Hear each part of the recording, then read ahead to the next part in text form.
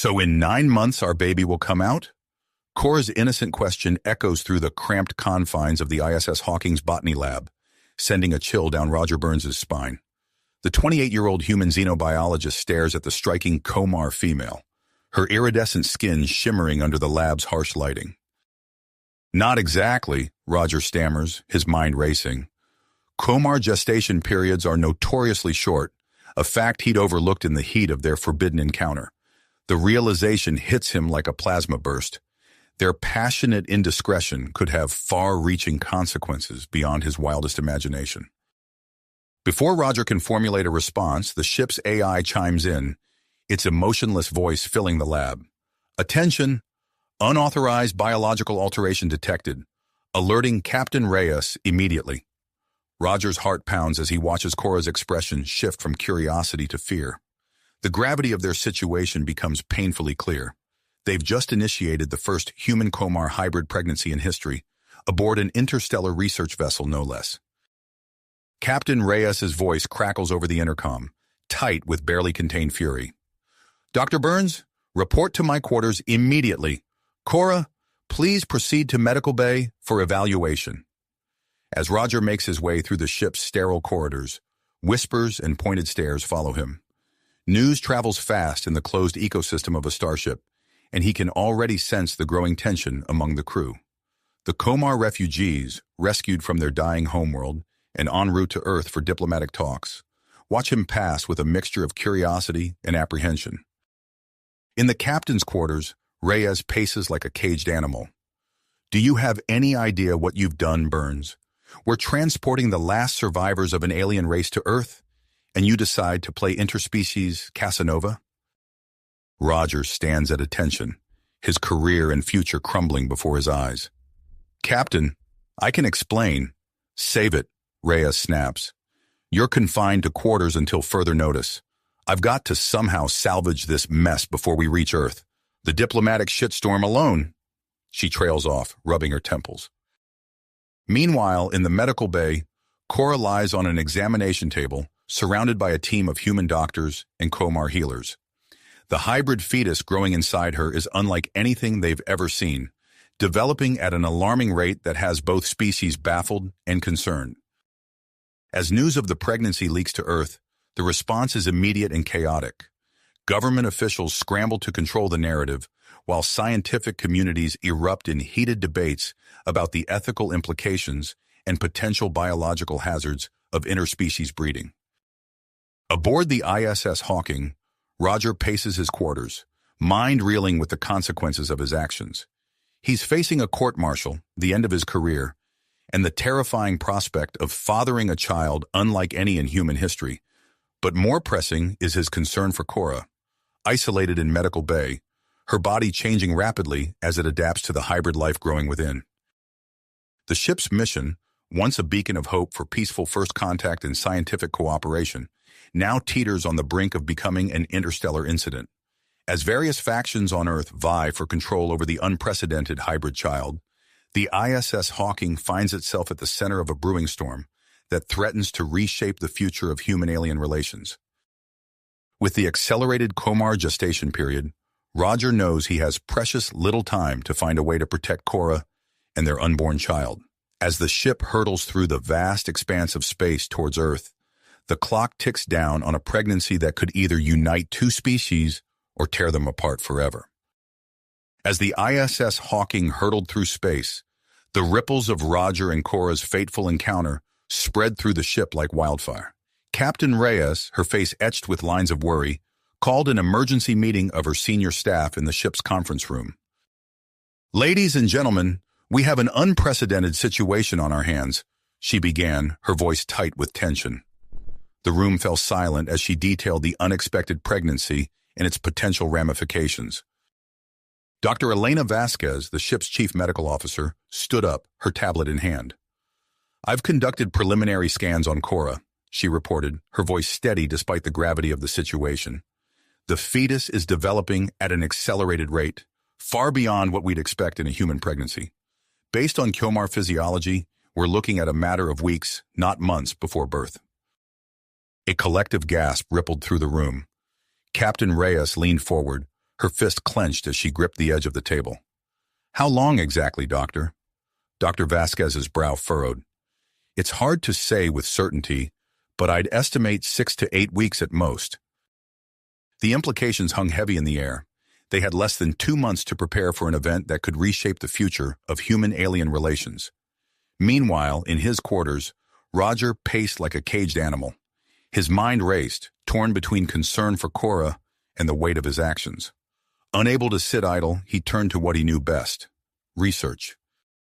Using his scientific credentials, he remotely accessed the ship's xenobiology database. His fingers flew across the keyboard as he delved into the archives, searching for any precedent of human-alien hybridization. Hours ticked by as Roger sifted through classified reports and redacted documents. His eyes widened as he uncovered references to previous incidents of human-alien breeding from the early days of space exploration. These cases had been carefully hidden from public view, buried under layers of bureaucracy and secrecy. "Why keep this hidden?" Roger muttered to himself, his heart pounding with a mixture of hope and trepidation. While none of the documented cases involved Komar, the very existence of such records suggested that his child might have a chance at survival. In the medical bay, Cora lay on an examination table, her iridescent skin shimmering with an intensity that seemed to pulse in time with her racing heart. Dr. Vasquez hovered over her, concern etched on her face as she monitored the rapidly changing vital signs. "Your body temperature is fluctuating wildly," Dr. Vasquez explained, her voice calm despite her growing unease. "And there's something else." As if on cue, Cora's skin began to emit a faint, ethereal glow. The Komar woman looked down at her arms in wonder and fear. "What's happening to me?" she whispered. Dr. Vasquez shook her head, her scientific curiosity warring with her concern for her patient. "I'm not sure, but we're going to figure it out, I promise." Word of Cora's condition spread quickly among the Komar refugees on board. Whispers and worried glances followed Dr. Vasquez as she moved through the ship's corridors. The atmosphere grew thick with tension as speculation ran rampant. In the mess hall, heated debates broke out among the crew. Lieutenant Sarah Chen, a young engineer, found herself defending the pregnancy to a group of skeptical security officers. "Think about it," she argued passionately. "This could be the key to lasting peace between our species, a living bridge between two worlds." Across the table, Security Chief Randall Torres scoffed. "Or it could be a biological time bomb. We have no idea how this hybrid will develop or what abilities it might have. It's a risk we can't afford to take." The ship buzzed with similar conversations. The crew divided between those who saw the pregnancy as a miracle and those who viewed it as a threat. As the ISS Hawking continued its journey towards Earth, the situation on their home planet was spiraling into chaos. News of the hybrid pregnancy had leaked, sparking a global media frenzy. Governments scrambled to formulate official responses, while religious leaders called emergency conclaves to debate the spiritual implications of interspecies procreation. In response to the growing crisis, Earth's United Space Command convened an emergency session. Admiral Jonathan Hayes, a man known for his hardline stance on alien integration, pounded his fist on the conference table. "We can't allow this abomination to continue," he growled, his weathered face flushed with anger. "I'm taking a team to intercept the Hawking. We'll put an end to this mess before it threatens everything we've built." As the Admiral's team prepared for departure, Roger Burns sat in his quarters, unaware of the approaching storm. His datapad blinked with an incoming message, an intercepted transmission that would change everything.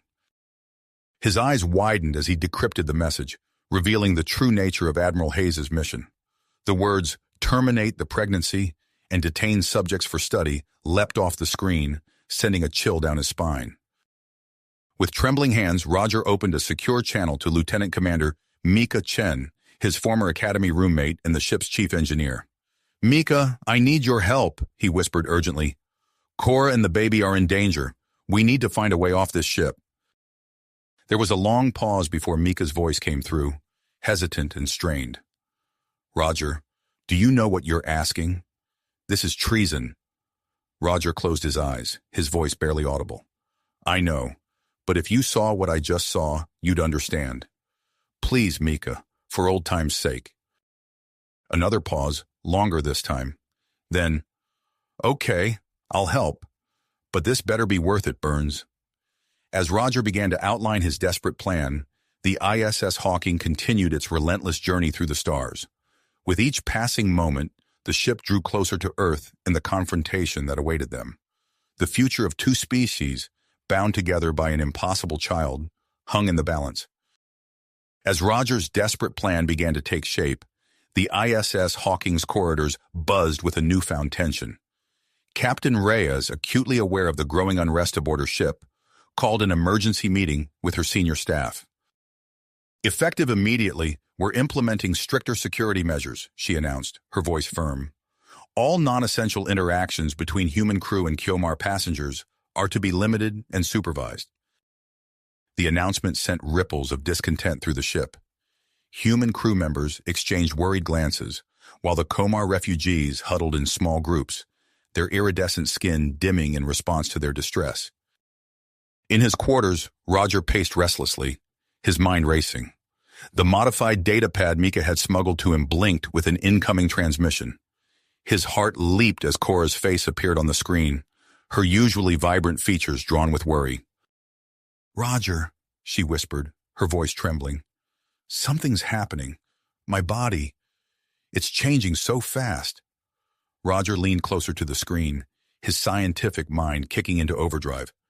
"Tell me everything, Cora. How do you feel?" As Cora described her symptoms, Roger's concern deepened.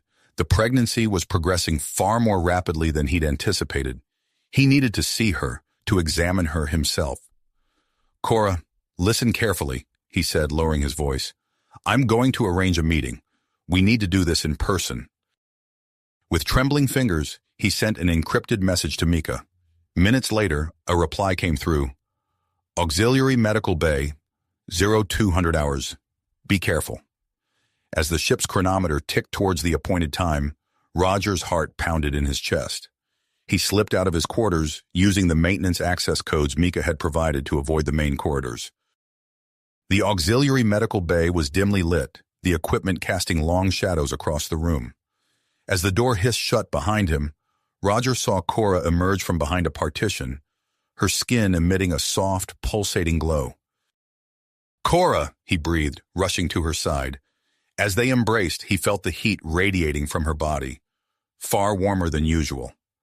"Roger, I'm scared," she whispered, her voice muffled against his chest. "What's happening to me? To us?" He gently guided her to a diagnostic bed, his trained eyes taking in every detail of her changing physiology. As he began to run scans, Cora suddenly doubled over, a cry of pain escaping her lips. "Cora!"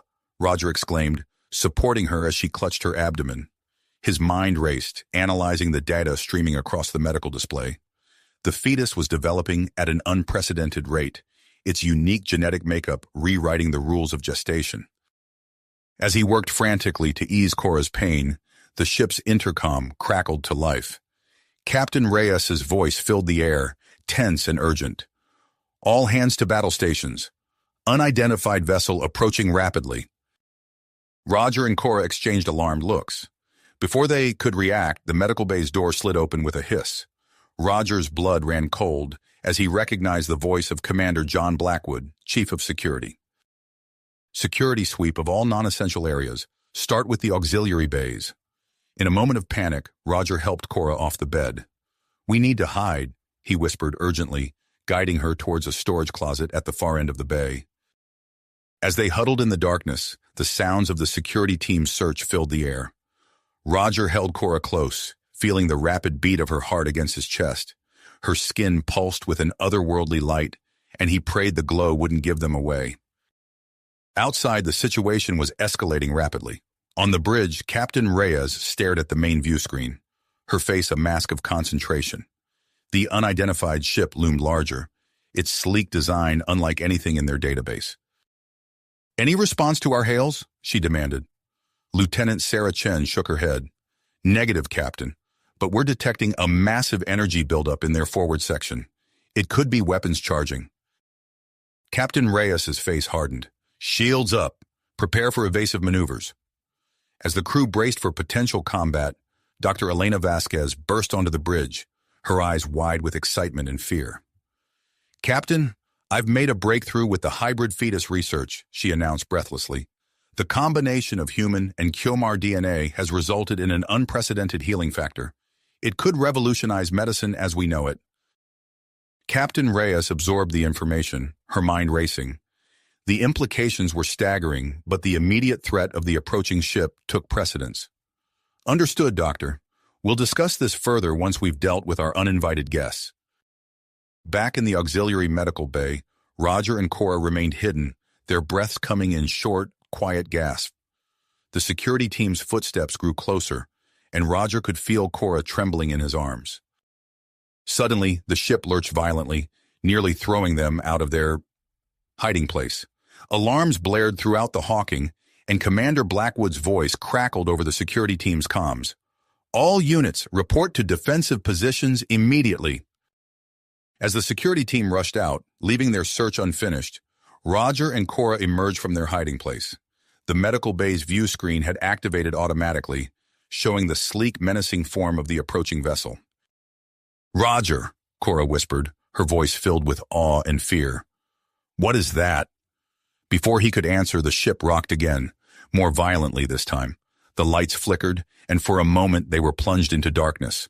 When emergency power kicked in, Roger's eyes widened in horror. The medical bay's door had sealed shut, locking them in. On the screen, the unknown ship grew larger, its weapons visibly charging. Roger pulled Cora close, his mind racing to find a way out of their predicament. As alarms blared and the crew of the ISS Hawking prepared for a potential fight, Roger realized that their personal drama had become entangled with a much larger, more dangerous situation. Whatever happened next would determine not just their fate, but potentially the future of human-alien relations. As Roger held Cora close, their eyes fixed on the approaching vessel, Captain Steele's voice crackled over the shipwide intercom. "All hands, brace for emergency maneuvers." The ISS Hawking lurched violently, nearly toppling Roger and Cora. The ship's engines roared to life, pushing their enormous vessel to its limits. Alarms blared as the inertial dampeners struggled to compensate for the sudden acceleration. In the corridor outside, Commander Blackwood and his security team stumbled, grasping at the walls for support. "Abort the search!" Blackwood shouted over the din. "All units, report to defensive positions." As the security team scrambled away, Roger seized the opportunity. He gripped Cora's hand tightly. "Now's our chance. We need to move." They slipped out of the medical bay, their footsteps masked by the cacophony of alarms and straining metal. Roger's datapad buzzed with an incoming message from Mika. "Maintenance access hatch, section 14B. Hurry!" They raced through the corridors, dodging panicked crew members and Kyomar refugees.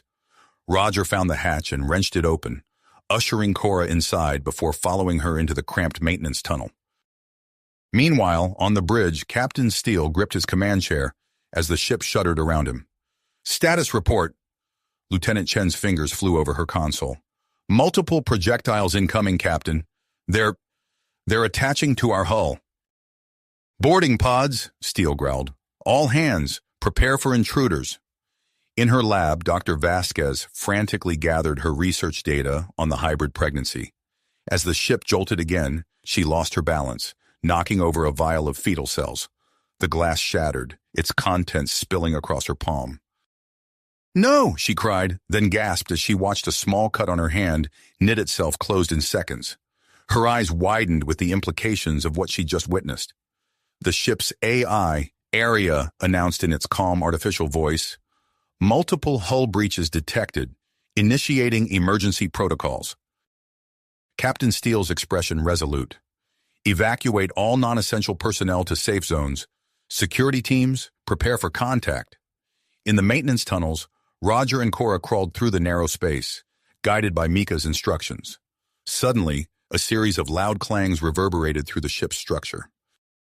"What was that?" Cora whispered, her skin pulsing with a soft, fearful glow. Before Roger could answer, Arya's voice echoed through the ship. "Warning, hull integrity compromised in multiple sections. Emergency bulkheads engaged." With a hiss of hydraulics, a heavy bulkhead slammed down behind them, sealing off their section of the tunnel. Roger's data pad chirped with another message from Mika. "You're cut off. Find cover and stay put. I'll work on getting you out." Roger spotted a small storage compartment. "In here," he said, helping Cora inside. They huddled together in the cramped space, feeling the ship tremble around them. On the bridge, Lieutenant Chen's eyes widened as she decrypted more of the intercepted transmission. "Captain, I've got a partial ID on our attackers. They're from Earth. Some kind of extremist group called the Terran Preservation Society." Captain Steele's face darkened. "Preservation? Sounds like the opposite to me. What do they want?" Chen swallowed hard. "Sir, they're after the hybrid pregnancy. They see it as a threat to humanity."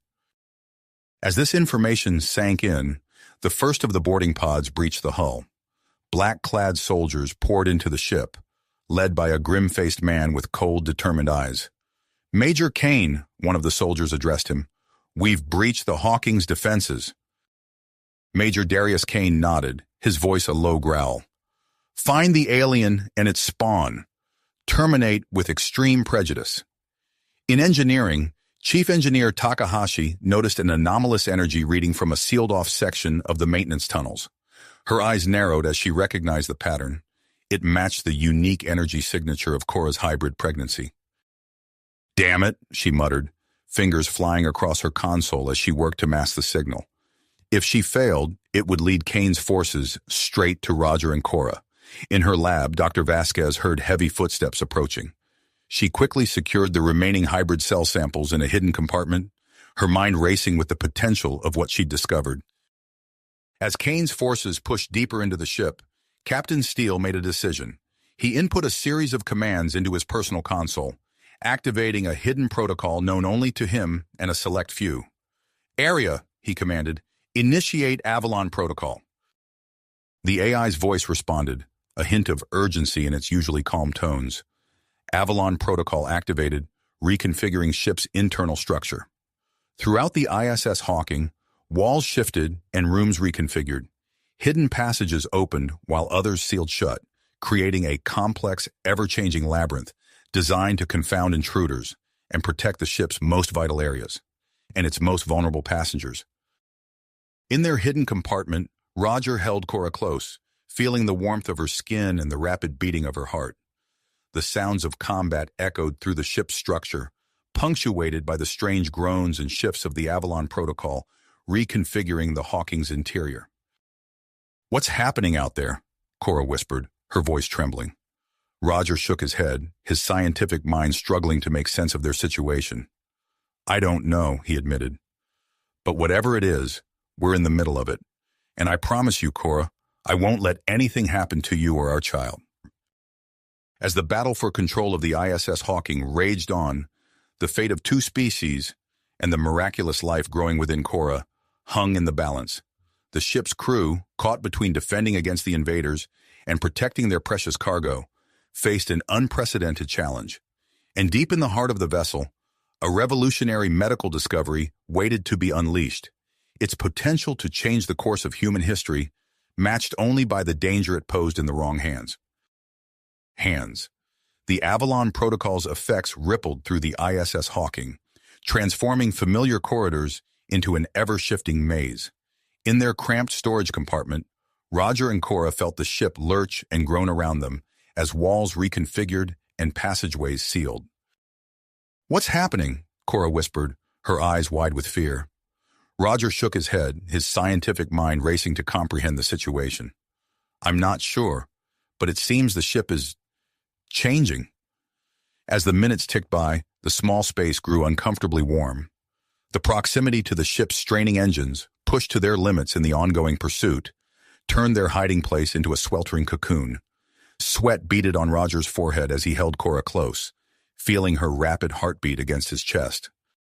Suddenly, Cora gasped, her skin beginning to emit a soft, pulsating light.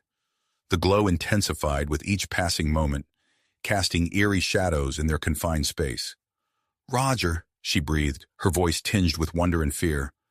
"What's happening to me?"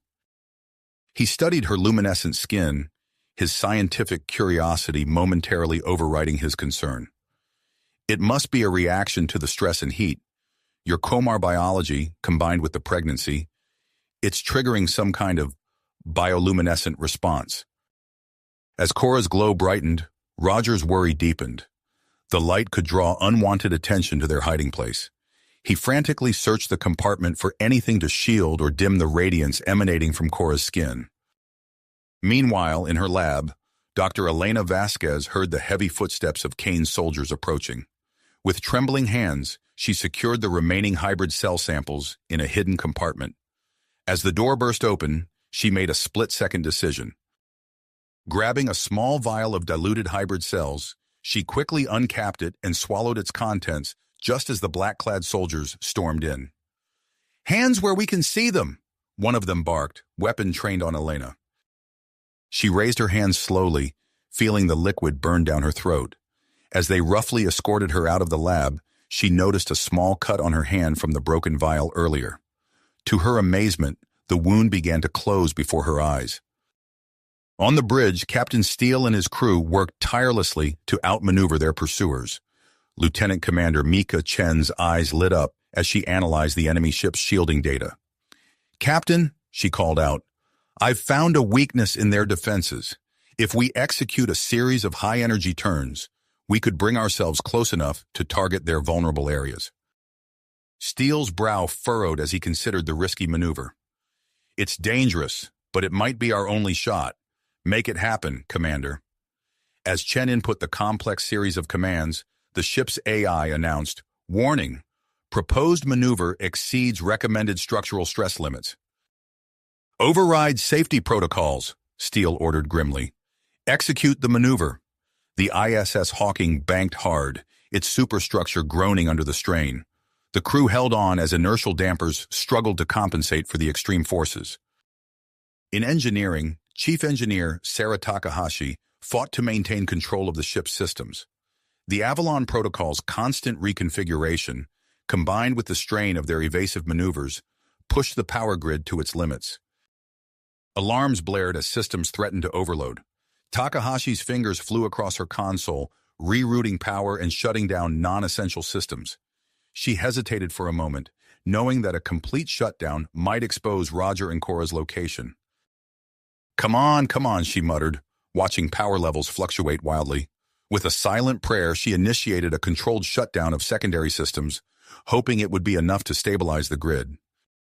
Throughout the ship, Kane's forces pushed deeper, only to find themselves frustrated by the constantly shifting layout. Commander John Blackwood and his security teams used this to their advantage, setting up ambushes and bottlenecks to slow the invaders' progress. "Fall back to Junction 7B, Blackwood ordered over the comm. As his team retreated, a wall slid into place behind them, cutting off their pursuers. One of Kane's soldiers cursed in frustration. "This ship's playing tricks on us." Major Kane's voice crackled over their comms. "Keep pushing forward. Find the alien and terminate it." Unbeknownst to the humans, the Komar passengers had begun to take action. Led by Zara, Cora's close friend, they gathered in a quiet corner of their designated safe zone. "We must protect Cora and her child," Zara said, her luminescent skin pulsing with drive. "Our abilities to interface with technology might be of use." The group of Komar joined hands, their combined consciousness reaching out to the ship's systems. They couldn't control the Avalon protocol directly, but they could influence it subtly, creating safe passages for the crew and additional obstacles for the invaders. Back in the storage compartment, Roger had managed to find a few spare uniforms. He draped them over Cora, trying to dim her intensifying glow. Suddenly, the ship shuddered violently, and alarms blared. "Warning, direct hit to engine systems. Power surge detected," Arya announced. The compartment was flooded with a blinding flash of energy. When it subsided, Roger turned to Cora and gasped. Her abdomen had swollen visibly, and her face was contorted in pain. "Roger," she panted, "something's wrong. The baby. I think it's coming." Panic gripped Roger as he realized the implications. The power surge had somehow accelerated Cora's pregnancy to its final stages.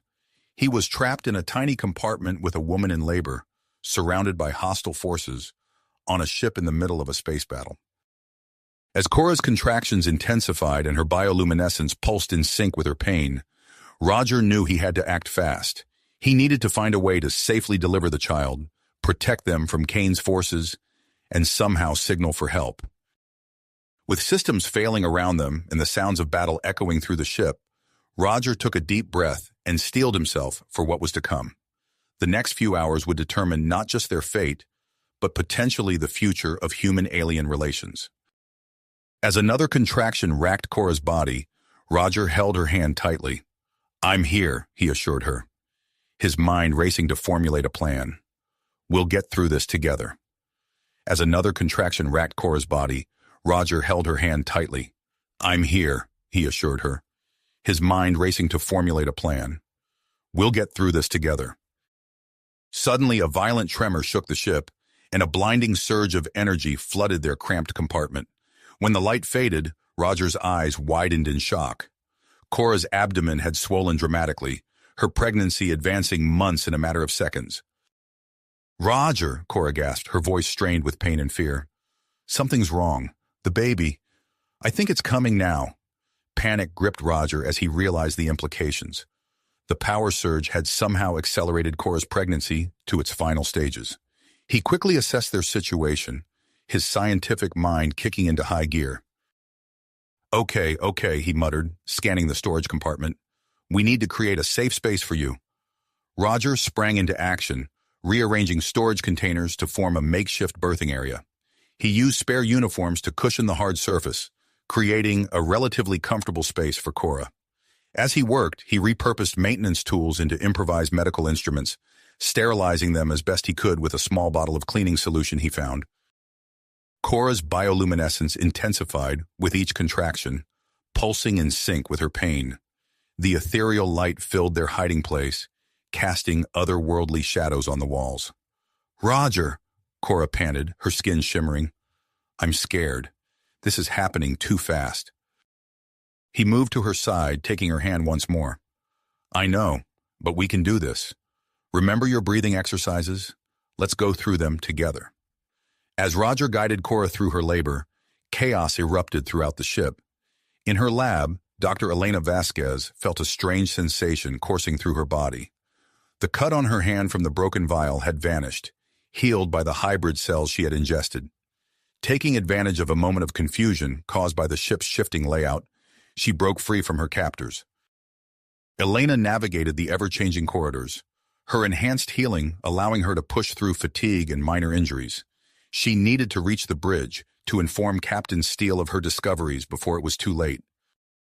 On the bridge, Captain Marcus Steele and Lieutenant Commander Mika Chen executed their daring plan.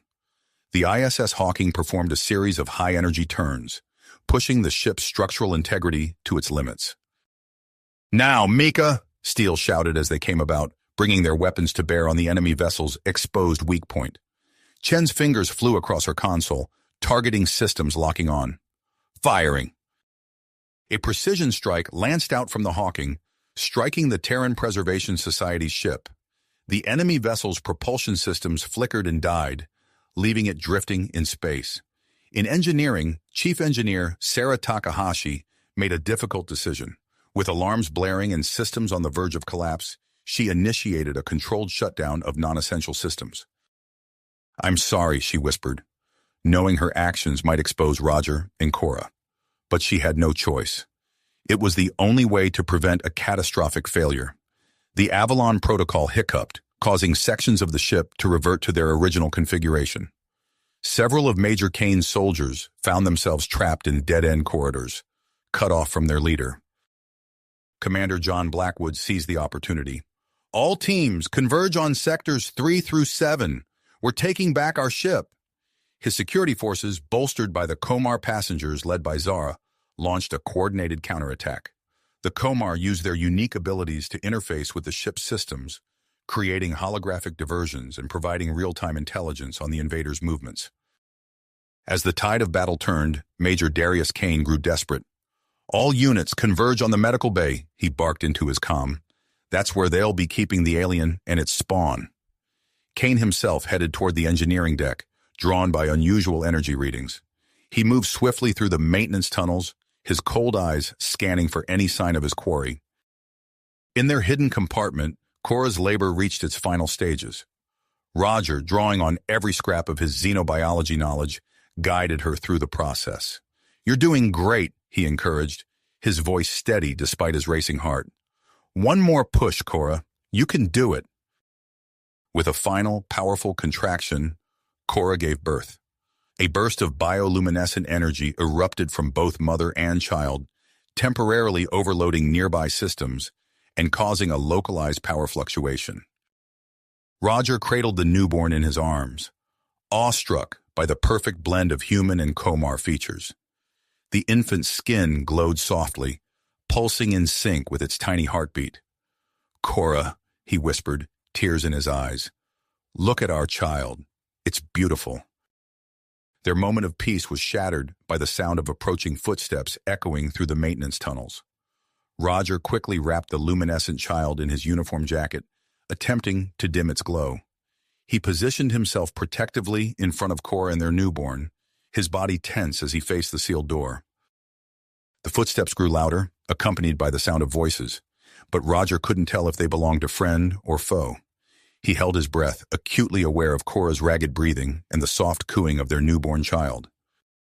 As the door mechanism began to engage, Roger steeled himself for whatever or whoever was about to come through. The fate of his family, and potentially the future of human-alien relations, hung in the balance. The door slid open with a hiss, revealing not the expected threat, but a group of familiar faces. Chief Engineer Sarah Takahashi entered first, followed closely by Commander John Blackwood and a small team of security personnel. Their eyes widened as they took in the scene before them. "Roger, Cora!" Takahashi exclaimed, her gaze falling on the newborn in Roger's arms. "Is that—" Roger nodded, relief washing over him. "Yes, it's our child." The energy surge accelerated Cora's pregnancy. Blackwood quickly assessed the situation, his voice low and urgent. "We need to move. Now. Kane's forces are closing in." Takahashi sprang into action, pulling a small device from her toolkit. With practiced hands, she quickly assembled a portable energy field generator. "This should help mask the baby's bioluminescence," she explained, activating the device. A faint shimmer enveloped the child, dimming its glow. As Blackwood's team secured the perimeter, Takahashi accessed a hidden panel in the wall. "There's an emergency transit system built into the ship," she said, fingers flying over the controls. "It's part of the Avalon protocol, a network of transport pods for rapid evacuation." A section of the wall slid away, revealing a sleek cylindrical pod. As they prepared to board, footsteps echoed from the corridor. Everyone tensed, weapons at the ready, but it was Dr. Elena Vasquez who appeared, her lab coat torn and her eyes wild with adrenaline. "Thank goodness I found you," she panted, then froze at the sight of the newborn. "Is that—" "No time for explanations," Blackwood cut in. "We need to move. Dr. Vasquez, your medical expertise could be crucial. Come with us." They quickly boarded the pod, with Roger cradling the child and Dr. Vasquez helping a weak but determined Cora. As the door sealed shut, Takahashi input their destination into the pod's navigation system. "Heading to a secure medical bay in the ship's core," she announced as the pod hummed to life. "Hold on, everyone!" The pod shot forward, accelerating through hidden tunnels within the ship's superstructure. Roger held his breath, acutely aware of the precious life in his arms. Cora leaned against him, her luminescent skin pulsing weakly. Dr. Vasquez examined Cora with a mix of professional interest and genuine concern. "Your vitals are stable, but you're severely dehydrated," she murmured, reaching for a medical kit stored in the pod. As she prepared an IV, she couldn't help but stare at the hybrid child. "Incredible," she whispered. Takahashi activated the pod's secure communication system. "Captain Steele, this is Takahashi. We have Roger, Cora, and a new passenger. En route to secure medical bay. What's our status?" Steele's voice crackled through the speaker, tension evident in his tone. "We've neutralized the immediate threat, but we've intercepted communications indicating a larger fleet of extremist ships heading our way. We're diverting course to a nearby system with a United Earth defense outpost. It's our best chance for reinforcements. As the pod sped through the ship, alarms blared in the distance. Major Kane's voice echoed through the ship's intercoms, ordering his remaining forces to converge on the engineering deck. "They're tracking the energy signature from the berth," Blackwood growled. "We need to stay ahead of them." The pod decelerated as it approached its destination. With a soft hiss, the doors opened into a state-of-the-art medical bay. The group quickly disembarked, with Vasquez and Roger helping Cora onto a biobed. As soon as they were settled, Dr. Vasquez began a series of scans on both Cora and the child. Her eyes widened as she interpreted the results. "This is unprecedented," she breathed. "The child's genetic structure, it's not just a combination of human and Comar DNA. It's something entirely new." Roger leaned in, his scientific curiosity piqued despite the dire circumstances. "What do you mean?" "The genetic code is actively evolving," Vasquez explained, her voice filled with wonder. "Adapting at a rate I've never seen before. And there are markers here that suggest abilities far beyond simple bioluminescence." As if in response to her words, the hybrid child's glow intensified, pulsing in a complex rhythm. The nearby medical equipment flickered, responding to some unseen signal. Cora reached out, touching her child's face with a trembling hand. "Our little one," she whispered, her voice filled with both love and apprehension. "What does this mean for their future?" Before anyone could respond, the ship shuddered violently. Captain Steele's voice came through the intercom, urgent and commanding. "All hands, brace for evasive maneuvers. The extremist fleet has arrived earlier than expected. We're pushing our engines to the limit to reach the outpost." Roger and Cora exchanged a look of dedication mingled with fear. They had overcome so much already, but the greatest challenges still lay ahead. As the ISS Hawking raced through space, carrying its precious cargo, the fate of not just their family, but potentially the entire galaxy, hung in the balance. In the medical bay, surrounded by friends and protected by the ship's defenses, Roger held Cora's hand tightly. Their child, a beacon of hope and a target of fear, slept peacefully in its makeshift crib, unaware of the storm raging around it. The next few hours would determine whether this miracle of life would become a bridge between species or the spark that ignited an interstellar war. Conflict. As the ISS Hawking pushed its engines to the limit, the medical bay became a hub of frantic activity and astonishing developments. Within hours of birth, Nova's appearance began to shift visibly. Roger and Cora watched in awe as their child's features evolved, blending human and Comar characteristics into a harmonious whole.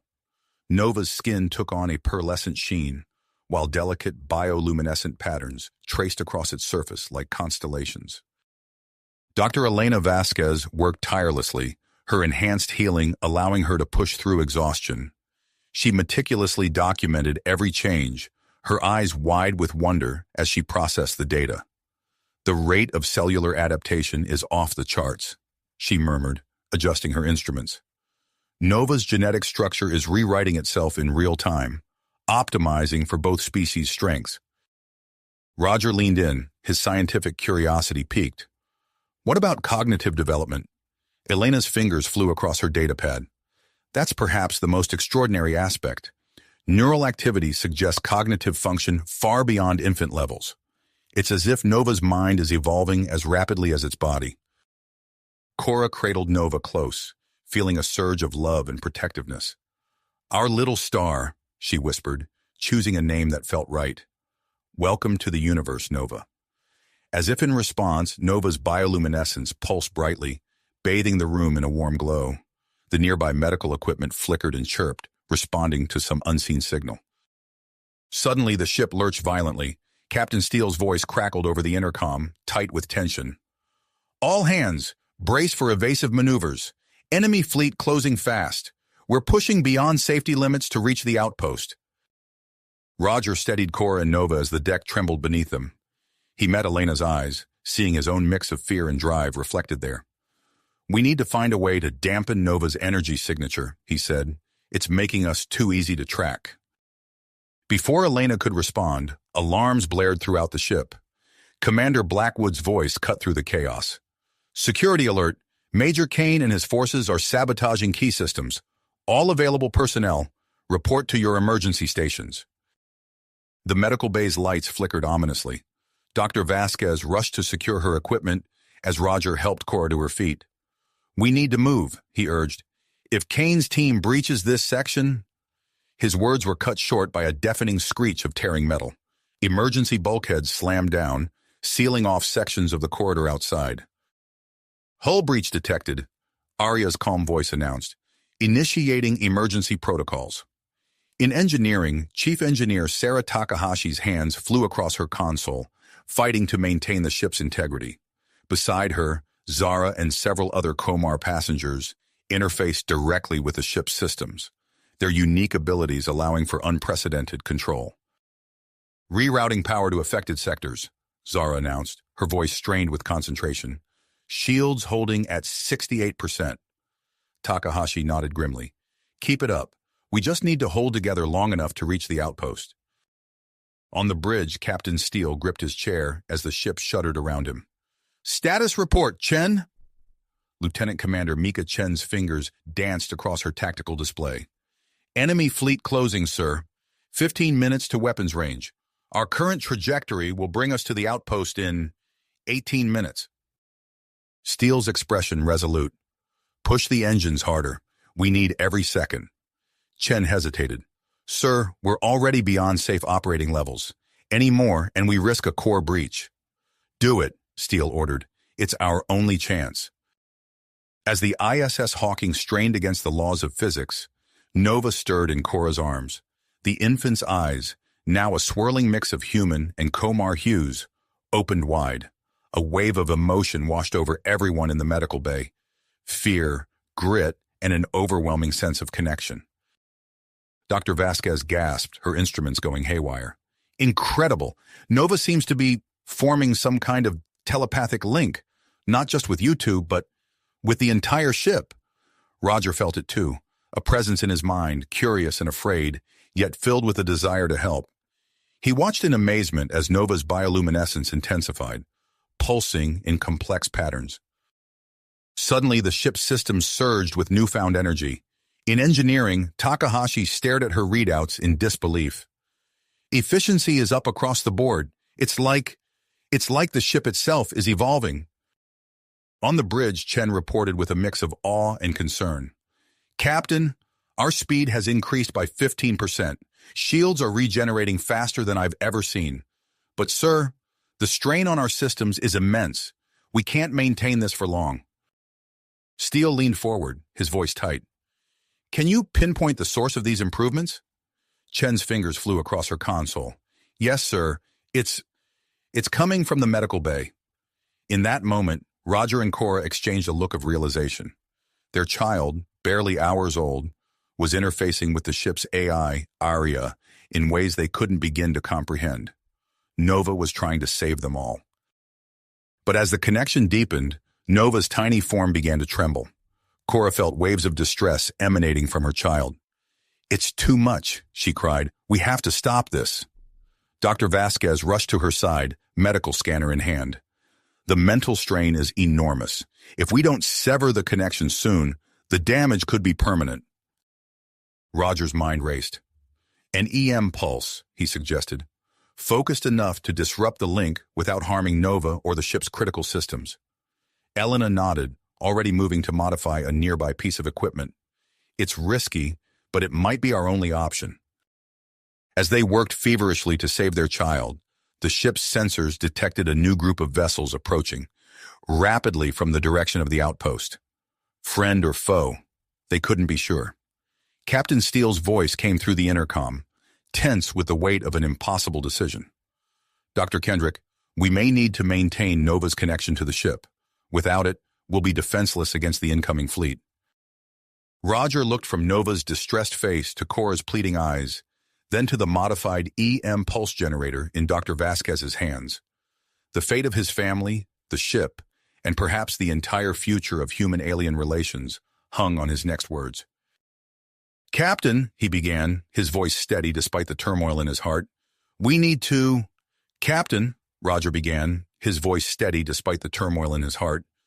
"We need to protect Nova at all costs, but we can't sacrifice the ship or our crew to do it." As if in response to his words, the ship's sensors lit up with new contacts.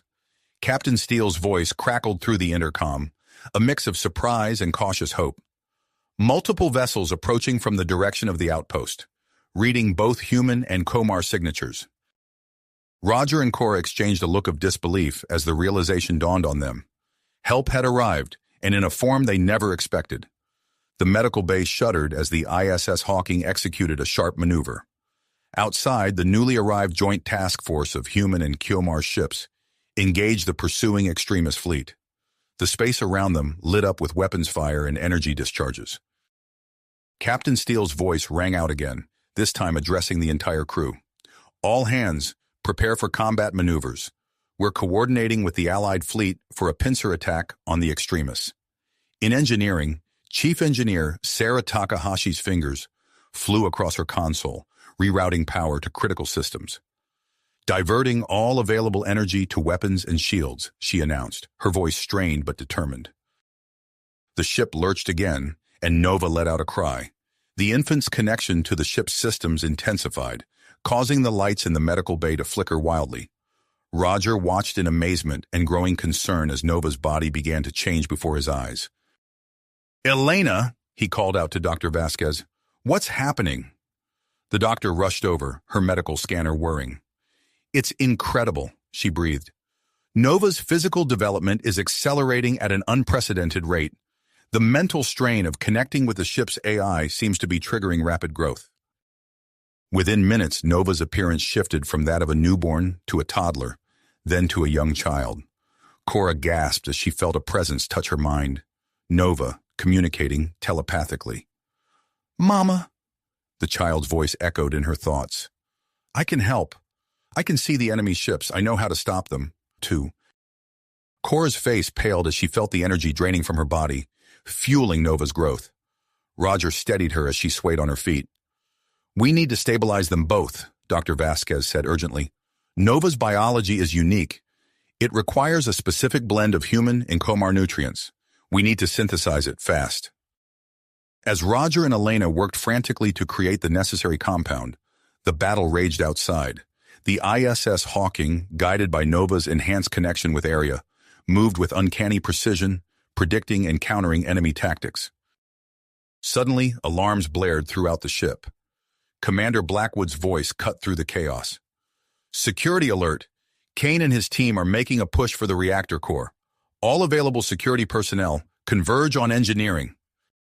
In the narrow corridors leading to the reactor chamber, a fierce firefight erupted. Commander Blackwood led the defense, his voice steady as he coordinated his team. "Hold the line! We can't let them reach the core!" Back in the medical bay, Nova, now resembling a 5-year-old child, writhed in pain as the connection to the ship's systems intensified. "It hurts," the child's voice echoed in Roger and Cora's minds. "But I have to keep going. Everyone's counting on me." Roger felt torn watching his child suffer, while knowing that Nova's connection might be the only thing keeping them alive. He turned to Dr. Vasquez, who was preparing a hypo spray with the synthesized nutrients. "Will this be enough?" he asked, his voice tight with worry. Elena's expression was grim. "It should help stabilize Nova's condition, but the strain on Cora is still severe. We need to find a way to balance the energy transfer between them." As if in response to her words, Cora's body began to glow faintly, her Komar biology adapting in ways they hadn't thought possible. She reached out, placing a hand on Nova's forehead, and gasped as she felt the mental connection deepen. "I can feel it," she whispered. "I can share the burden." The ship shuddered violently, and Captain Steele's voice came through once more. "Kane's team has breached the reactor chamber. They're attempting to overload the core." Nova's eyes snapped open, glowing with an otherworldly light. Through their shared connection, the child reached out, interfacing with Area on a level beyond anything they had seen before. Emergency bulkheads slammed down, sealing Kane and his followers in the reactor room. "No!" Kane's voice echoed through the ship's comm system. "I won't let it end like this." A surge of energy pulsed through the ship as Kane attempted to manually overload the reactor. Nova screamed, the feedback threatening to overwhelm the child's developing mind. But Cora held on, her own consciousness merging with Nova's, stabilizing the connection. The energy that threatened to tear the ship apart was instead channeled through the weapon systems, releasing a devastating burst that crippled the remaining extremist ships. As the immediate threat subsided, Roger cradled his exhausted child and wife. Nova, now physically resembling a young elementary school student, blinked up at him with eyes that held wisdom far beyond their years. "It's over," Nova whispered aloud, voice hoarse from effort. "For now." Captain Steele's voice came through once more, heavy with the weight of what they'd endured. "All hands, stand down from battle stations. The Allied fleet is moving to secure our position." He paused, then added, "We're receiving a transmission from their commander. They're requesting permission to board." As the adrenaline of battle faded, the reality of their situation began to sink in. The ISS Hawking had survived, but at a great cost, and the challenges they faced were far from finished. Roger looked down at Nova, then at Cora, her skin still faintly glowing as she recovered from the ordeal. He knew that the next few hours would be crucial, not just for his family, but for the future of human-alien relations. As the sound of docking procedures echoed through the ship, Roger steeled himself for what was to come. The battle might be over, but their journey was only beginning. The ship's docking bay hummed with activity as the Allied fleet's delegation prepared to board the ISS Hawking. Roger stood in the medical bay, his arm around Cora's waist, both of them watching Nova with a mixture of awe and concern. Their child, born mere hours ago, now resembled a young elementary school student. Nova's eyes, wise beyond their years, scanned the room with curiosity. "We should head to the conference room," Roger said softly. "Captain Steele will want us there for the meeting." As they made their way through the corridors, crew members stopped and stared, whispering among themselves at the sight of the rapidly aged hybrid child. Nova walked between Roger and Cora, small hand grasping each of theirs. The conference room doors slid open, revealing Captain Marcus Steele standing at the head of the table. His face was etched with fatigue, but his eyes were alert as he greeted them. "Dr. Kendrick, Cora, Nova, please have a seat. Our guest will be arriving shortly." No sooner had they settled than the doors opened again. Admiral Helena Reeves strode in, her crisp uniform a stark contrast to the battle-worn appearance of the Hawking's crew. Behind her, High Counselor Zorax of the Komar entered, his iridescent skin shimmering under the room's lights. Admiral Reeves's eyes widened as they fell on Nova. "Is this?" she began, her voice trailing off in disbelief. Nova stood, meeting the Admiral's gaze. "I am Nova," the child said, voice clear and steady. "It's a pleasure to meet you, Admiral Reeves." The room fell silent as Nova turned to Zorax, speaking in flawless Komar. The alien dignitary's facial tentacles quivered in surprise. "Remarkable," Zorax said, switching back to English. "The child speaks our language with the fluency of a native." Captain Steele cleared his throat. "Perhaps we should begin the briefing. Dr. Vasquez, if you would." Dr. Elena Vasquez stepped forward, her medical scanner projecting a holographic display of Nova's DNA. "Nova's hybrid biology is unlike anything we've ever seen," she explained. "The combination of human adaptability and Komar cellular efficiency has resulted in abilities far beyond our expectations." As Elena delved into the details of Nova's rapid growth and extraordinary capabilities, Roger noticed a shadow cross her face. His heart sank, sensing bad news on the horizon. "However," Elena continued, her voice tight, "this accelerated development comes at a cost. Without intervention, Nova's lifespan will be drastically shortened. We're looking at years, possibly only months." The news hit Roger like a physical blow. He reached for Cora's hand, finding it already trembling in his grasp. Nova, seemingly unfazed, nodded solemnly. "I suspected as much," the child said, voice barely above a whisper. Admiral Reeves leaned forward, her brow furrowed.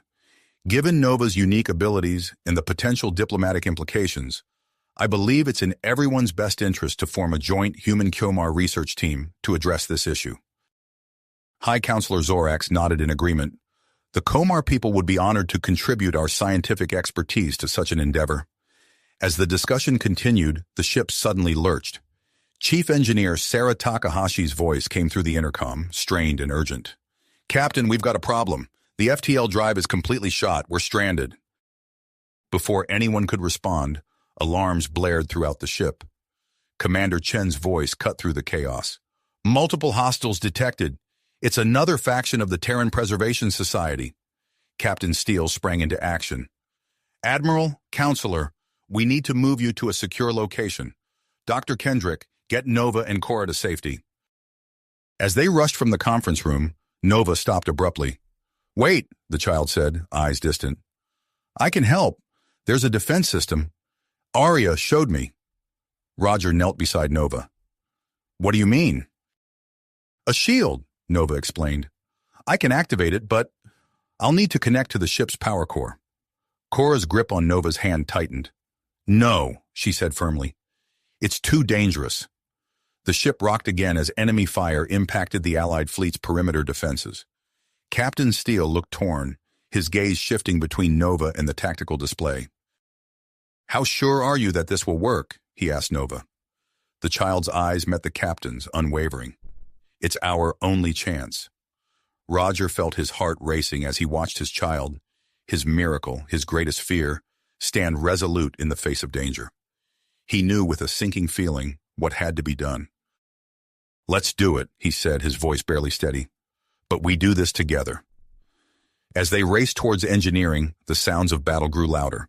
The fate of the ISS Hawking, and perhaps the future of human-Komar relations, now rested in the hands of a child who had lived mere hours, yet carried the weight of two worlds on their shoulders.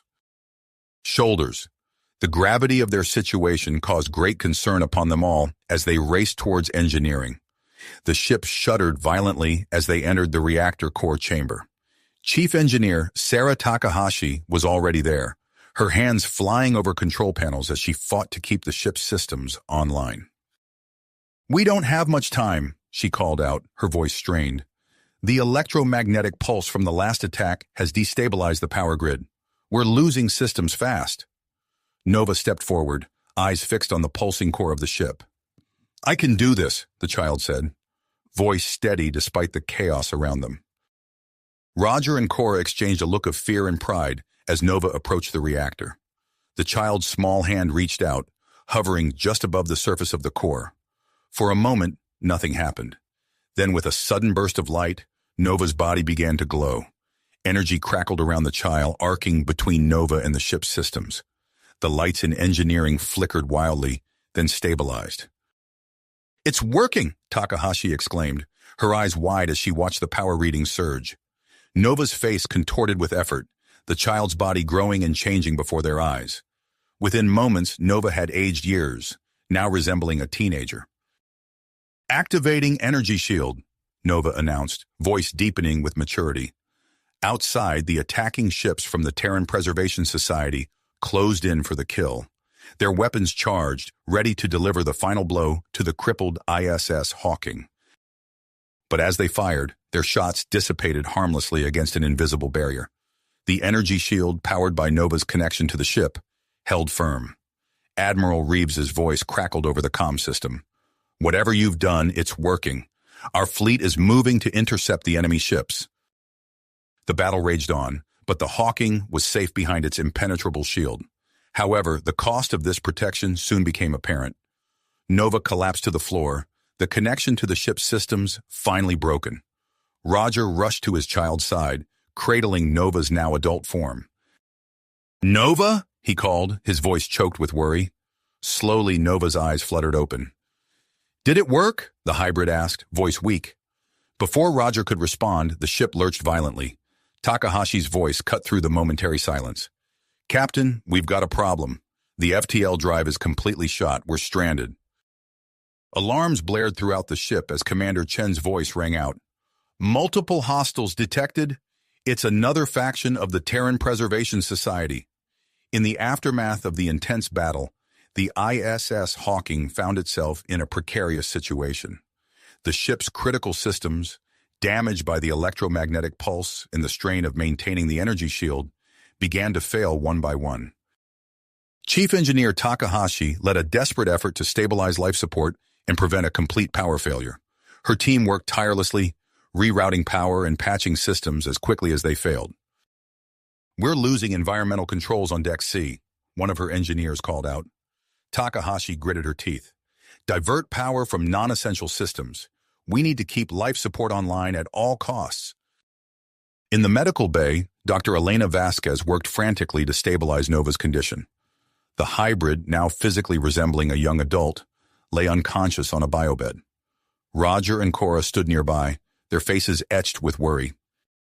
"Nova's physiology is changing rapidly," Vasquez reported, her eyes fixed on the fluctuating readings. "The strain of activating the shield has accelerated the aging process even further." Roger squeezed Cora's hand, his voice barely above a whisper. "Will our child survive this?" Before Vasquez could answer, Nova's eyes snapped open. The hybrid sat up abruptly, startling everyone in the room. "I can hear the ship," Nova said, voice filled with wonder. "I can feel its systems, even without touching them." Nova's eyes unfocused, as if looking at something beyond the walls of the medical bay. "The power grid is failing. I can help." Without waiting for a response, Nova closed her eyes in concentration. Throughout the ship, failing systems suddenly stabilized. In engineering, Takahashi watched in amazement as power readings rose to optimal levels. "How is this possible?" she muttered, tapping her comm badge. "Bridge, we're seeing a massive improvement in ship systems. What's going on?" Captain Steele's voice came through, tinged with awe. "It's Nova. Somehow the hybrid is interfacing with our systems remotely." As Nova worked to stabilize the ship, Admiral Helena Reeves and Kyomar High Counselor Zorax huddled in the conference room, deep in discussion. "The implications of Nova's existence are staggering," Zorax said, his facial tentacles quivering with excitement. "This could revolutionize our understanding of both human and Komar biology." Reeves nodded, her expression grave. "It could also spark a diplomatic incident if not handled carefully. We need to draft an agreement to protect Nova's rights and address the scientific impact of this hybridization." As they worked on the document, Captain Steele entered the room, his face grim. "Admiral, Counselor, I'm afraid I have bad news. The Hawking is beyond immediate repair. We need to evacuate." The news spread quickly through the ship. Crew members scrambled to gather essential equipment and personal belongings. The Allied fleet, having dealt with the remaining Terran Preservation Society ships, returned to assist with the evacuation. In the medical bay, Nova stood up, fully recovered. "I can help with the evacuation," the hybrid offered. "I can interface with Area to coordinate the process more efficiently." As the evacuation progressed, word of Nova's existence began to spread throughout the fleet. Curiosity and fear mingled among the crews of the other ships. In the Hawking's docking bay, a tense situation unfolded. A group of extremist sympathizers from the Allied fleet attempted to push their way through the crowds, their eyes fixed on Nova. "The hybrid must be contained," one of them shouted. "It's a threat to both our species." Roger, Cora, and a team of loyal crew members formed a protective barrier around Nova. The hybrid stepped forward, eyes glowing faintly. "Please," Nova said, voice echoing strangely in the minds of those present. "There's no need for violence. We are all part of the same universe, more alike than different." The would-be kidnappers faltered, confusion replacing the commitment in their eyes. Several lowered their weapons, doubt creeping into their expressions. As the last of the crew was evacuated, Nova turned to Captain Steele. "I have a proposal," the hybrid said. "I can pilot the Hawking to a nearby uninhabited planet. It will provide a secure location for continued research, away from those who might seek to exploit or harm us." Steele looked skeptical. "The ship is barely holding together as it is. How could you possibly pilot it safely?" Nova smiled, a hint of the child they had been just hours ago shining through. "With Arya's help and my connection to the ship's systems, I can do it. Please trust me." After consulting with Admiral Reeves and High Counselor Zorax, Steele reluctantly agreed to the plan. A small, specialized team was assembled to accompany Nova on this risky journey. As the damaged Hawking prepared to depart, Nova interfaced directly with its systems. The hybrid's eyes glowed with an otherworldly light as the ship's engines hummed to life. Roger and Cora stood on the bridge, watching their child with a mixture of pride and apprehension. Dr. Vasquez monitored Nova's vital signs closely, relieved to see that the hybrid's physical aging seemed to have stabilized.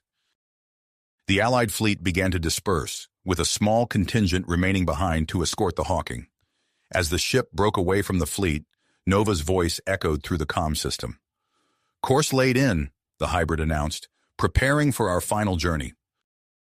The ISS Hawking, guided by Nova's enhanced abilities and the expertise of its specialized crew, limped away from the fleet. As they set off towards the unnamed planet that might hold the key to their future, the crew couldn't help but feel a sense of anticipation, mixed with uncertainty. What challenges awaited them on this mysterious world? And what further changes might Nova undergo as they explored the full extent of the hybrid's extraordinary abilities? Only time would tell as they embarked on this new chapter of their incredible journey. As the ISS Hawking broke away from the fleet, Nova's consciousness expanded, intertwining with the ship's systems in ways that defied conventional understanding. The hybrid's eyes glowed with an otherworldly light, pupils dilating and contracting in rhythm with the ship's pulsing systems. "Entering the planet's atmosphere," Nova announced, voice resonating through the ship's speakers. "Detecting significant turbulence, adjusting approach vector." The ship shuddered as it plunged into the swirling clouds of the unnamed world. Roger gripped Cora's hand tightly, his nucleus tightening with tension. Dr. Vasquez monitored Nova's vital signs, her brow furrowed in concentration. "Nova's neural activity is off the charts," she reported. "I've never seen anything like this." Chief Engineer Takahashi's fingers danced across her console. "The ship's systems are responding to Nova's input faster than I can track. It's like they're anticipating commands before they're given." Through the viewport, glimpses of the alien landscape below flashed between gaps in the roiling clouds. Vast forests of iridescent vegetation stretched to the horizon, punctuated by towering spires of crystalline rock. "I've found a suitable landing site," Nova said, eyes fixed on a point no one else could see. "Preparing for final descent." The ship's engines hummed, adjusting their output with microscopic precision. Despite the Hawking's battered state, it glided through the atmosphere with unexpected grace. As they broke through the last layer of clouds, a lush valley spread out before them, cradled by mountains that shimmered with veins of an unknown mineral. With a gentle thud that belied the complexity of the maneuver, the ISS Hawking touched down on alien soil. The ship's hull creaked and groaned as it settled, like an old soldier finally allowed to rest. Nova's eyes slowly returned to normal, the glow fading. The hybrid blinked, looking around at the assembled crew with a mix of exhaustion and triumph. "We've arrived," Nova said simply. Captain Steele nodded, his voice thick with emotion. "Well done, Nova. Well done, everyone. Let's see what this new world has to offer us." As the days turned into weeks and weeks into months, the specialized team worked tirelessly to establish a research base around the grounded Hawking. The ship's broken hull became the centerpiece of a growing compound, with prefab structures sprouting up like metallic flowers in the alien soil. Roger and Cora, along with Dr. Vasquez and Chief Engineer Takahashi, focused their efforts on unraveling the mysteries of Nova's unique biology. They converted one of the Hawking's labs into a state-of-the-art genetics facility, filled with a mixture of human, comar, and hybrid technology. Nova underwent countless tests and examinations, always with a patient smile. The hybrid's body continued to change, sometimes subtly, sometimes dramatically.